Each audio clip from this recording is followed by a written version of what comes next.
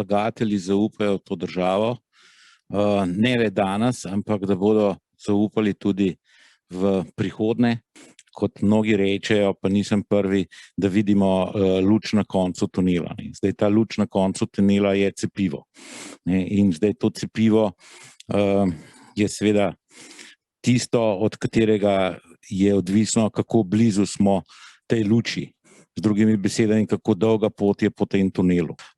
Gospodarstvo se krepi, napovedi mednarodnih in domačih organizacij, ki napovedujejo rast oziroma padec bruto družbenega proizvoda, so ugodne.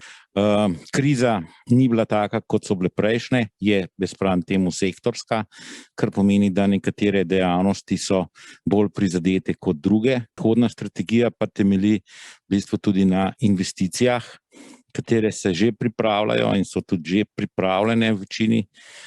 Tukaj moram povedati, da nam pomaga Evropa. Prav tako so v Sloveniji še vedno ugodni življenjski stroški, kar pomeni dobre priložnosti za investicije, dobre priložnosti za nadaljnji razvoj.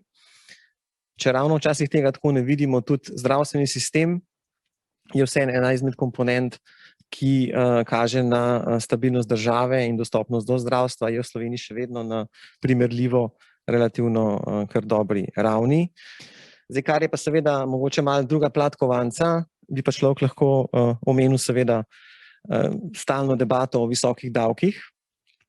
Še vedno kar velike priložnosti na področju birokratskih ovir oziroma raznoraznih postopkov in procedur. Infrastruktura, definitivno, tukaj ne govorimo samo o logistični infrastrukturi, železnicah, cestah, temveč tudi o digitalni infrastrukturi, je zelo pomembna in tukaj so še kar kakšne priložnosti. In pa ne nazadnje, če želimo Slovenijo razvijati, ustvarjati visoka delovna mesta z visoko dodano vrednostjo, potrebujemo tudi internacionalizacijo talentov. In tukaj pa se mi zdi, da je v Sloveniji še kar kaj prostora za dodatno možnost oziroma spodbujanje večje internacionalizacije delovne sile. Nedostopnost je kritična iz naše strani kot multinacionalka.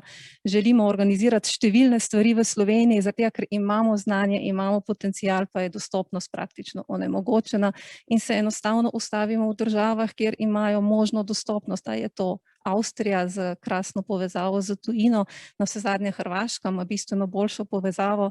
Sigurno niso simpatične visoke obdavčitve, kadar se gre govoriti, kam bojo nalagale družbe in navsezadnje tudi v naši sami, v družbi Deloitte se zelo pogosto preusmerijo v okoliške države, kjer je davčna simpatičnost boljša kot pri nas.